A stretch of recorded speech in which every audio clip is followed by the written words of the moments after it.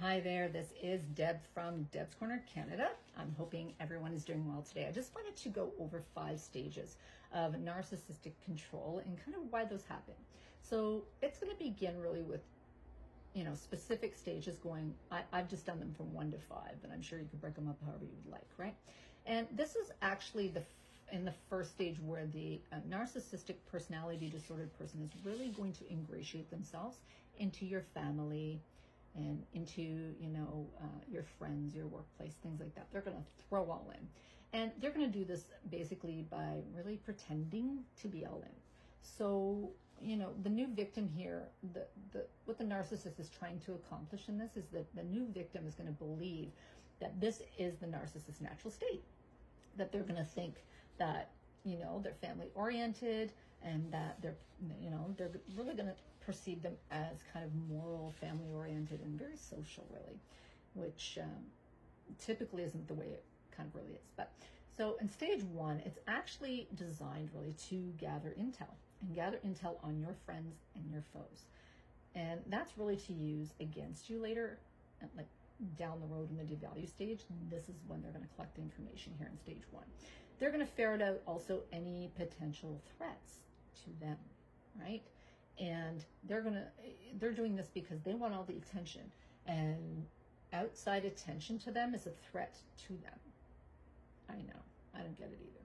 So really at this point also, they're going to see what your enemies, or your haters, I guess as people say these days, might kind of have to say about you, and they're really gonna figure out who these enemies are. And it's not to protect you, it's not to help you, it's not to watch out for you, it's unfortunately later on down the road so that they can align themselves with these people against you. So if we're going into stage 2, which I call thinning of the herd, then that's really accomplished really by eluding or hinting to you that a close friend or family support has betrayed you. And it's going to be usually something very outrageous, something you would consider even crazy, and frankly it's untrue. Always check, but I digress. So what's going to happen here is they're going to allude to family members that and friends that you have problems, that they're going to allude to these in very small ways, right? But while they're doing that, they're going to tell your close, friends and your family members things that, that are kind of smear-based and really kind of betrayal-based, really. And, really they're going to count on you as the victim, not confirming the information. This is why I advocate confirm. If you're embarrassed, who cares? Confirm. Because they count on the information flow staying where they want it. They count on keeping the script at all times. So you got to mess that up. So in stage 2, the narcissist's closest circle, so these are the people that probably know what they are, or exactly what they've done before, right? So they're going to keep that, kind of, their closest circle is going to go all in to come to you, right? Because they've seen so many gladiators come through. They're like, wow, new gladiator.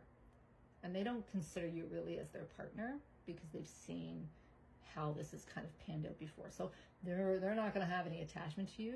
They have no capability of really having a deep attachment to you, but you don't know that. And so you're kind of going, I got new friends, I have new family.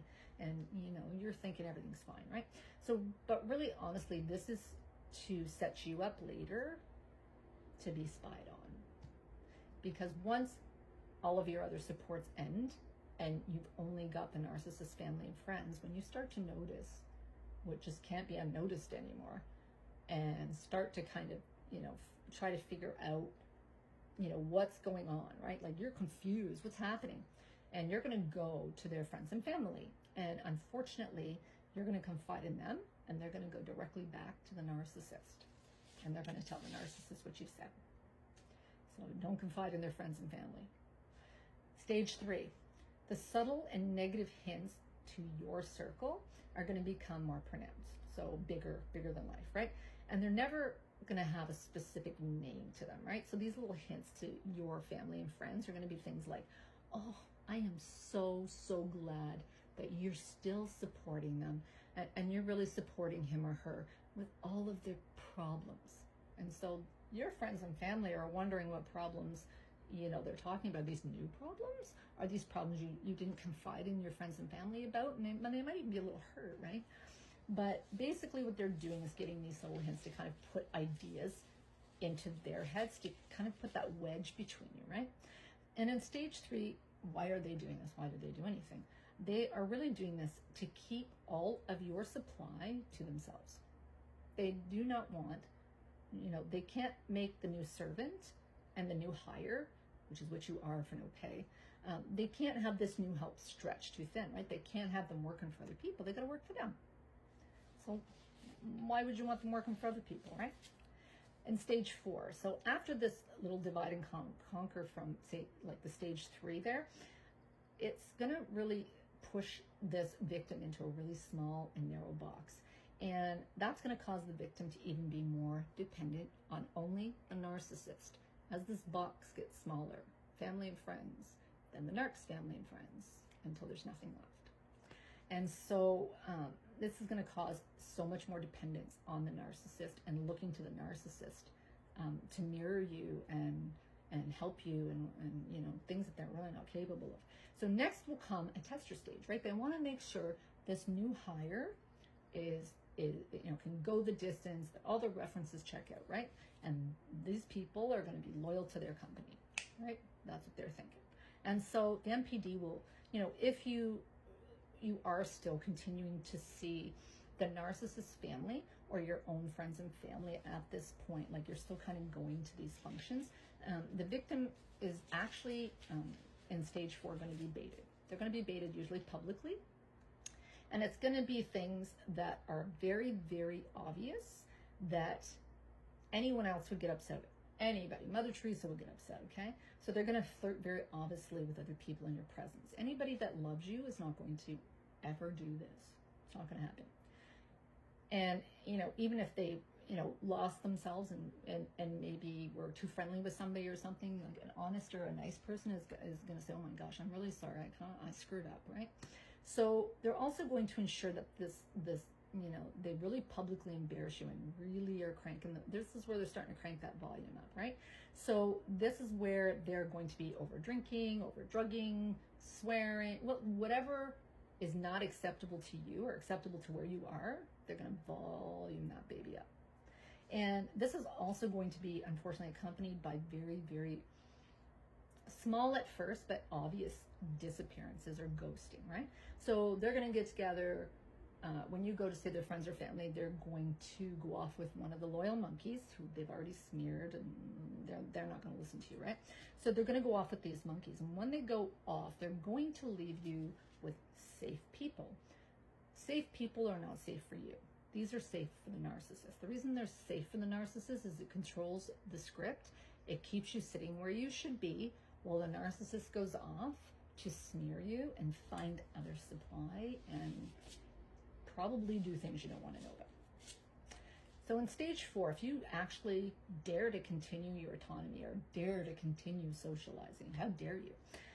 You're insisting on socializing, and at this point, you probably need other people like air, because all you're having is stagnant narcissists, right?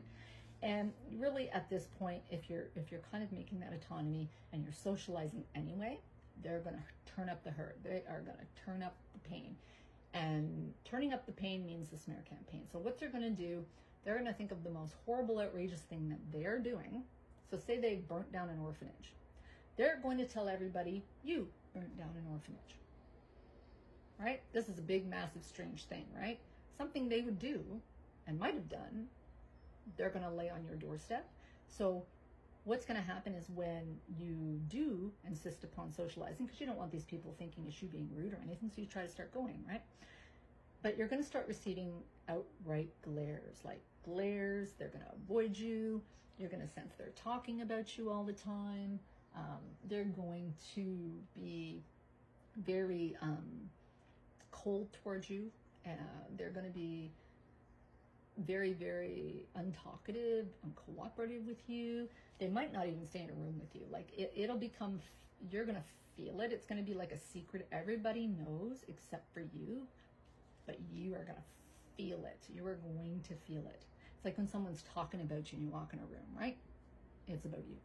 And so these glares are going to come from their coworkers, if you've ever been even introduced to their coworkers. They're also going to come from their family and their friends.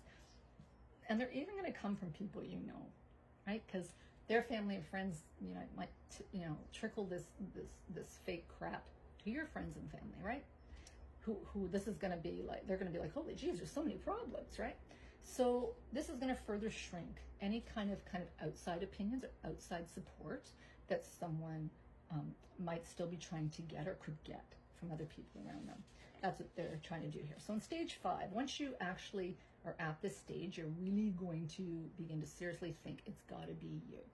If this person's glaring at you, that person's glaring at you, this person's glaring at you, and then, the next group of the narcissist friends or coworkers are doing the same, you're the common denominator. So logically, and honestly, for neurodiverse people, it's probably going to happen. They're going to look internal, right? They're going to look inside. It's got to be me.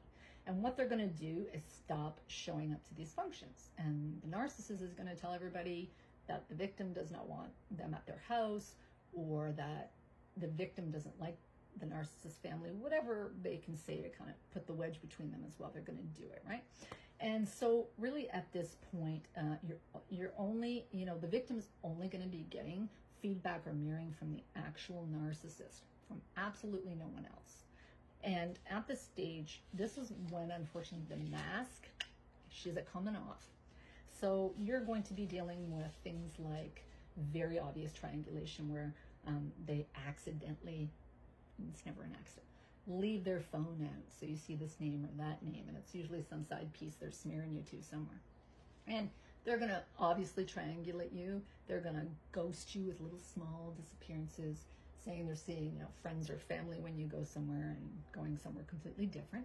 They're also, this is also going to be very raw, a raw point in emotions and your spirituality.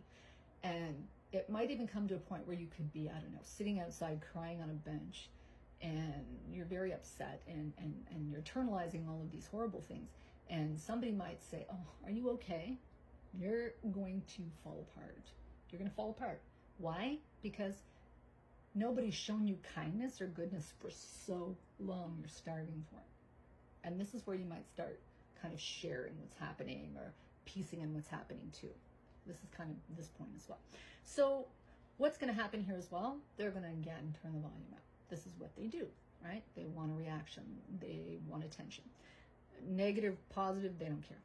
And so this is where those nasty little jokes are going to come in about your weight, your hobbies, your parenting, your addictions, your housekeeping, you're lazy because you don't have a job. But what people don't know is you couldn't focus on having a job because you were dealing with all this pile of whatever, and can't focus enough to keep a job, right? So, try to look deeper into stuff like that, right? And so at this point, these nasty jokes are going to escalate, right? And if you respond, and you should, and it's not going to get you anywhere, but you have every right to respond, because there's, anybody that cares about you is never going to make a cruel joke about you. And if they do, and they care about you, it's not going to happen again. Like once is a mistake, twice maybe they didn't hear you. After that, it's a pattern. It's a pattern of behavior, and it's something we can look for, right? And so they're going to start, focusing on ridiculous, like shallow crap, like your hair, your weight. That's what narcs do, right? And so, in stage 5 here, you are actually further isolating, and perhaps, you're going to be losing or gaining a very large amount of weight in a very, very short period of time. There's going to be no medical reasoning for this, no actual reason for this stuff, right? And so within kind of these physical things, it's also going to be losing massive amounts of hair. You're going to be jumpy. You're really going to be acting very much unlike yourself, snappy, cold, distant. And really this is, at this point, a self-preservation, right? You're going to be on a self-preservation mode, which is perfectly normal for this. Perfectly normal. And so the devaluation here in the stage 5 is going to be confusing. It's going to be heartbreaking. It's going to be soul crushing. And the end goal here always being the narcissist calling the tunes. They're going to call the dance, the time, how many steps you're going to take, how long you're going to dance, you know, what room you're going to dance in, and what you're going to wear. And you are going to do exactly what they say, and you're going to do it for free. So, you know, having a fully compliant doormat or having a servant is the end goal. It's the end goal of what they're after. And they want a doormat with no opinions, no freedom, no anger, no questions, no support systems. And basically, they really just want the perfect servant. They want the perfect servant. They want a one-way street, not your way. And they want to do this while they're just kind of doing whatever they want. I'm hoping that somehow we have kind of gotten through that. And if there's any other topics or things that you guys think that we might want to talk about, feel free to drop them here. Thanks. Bye.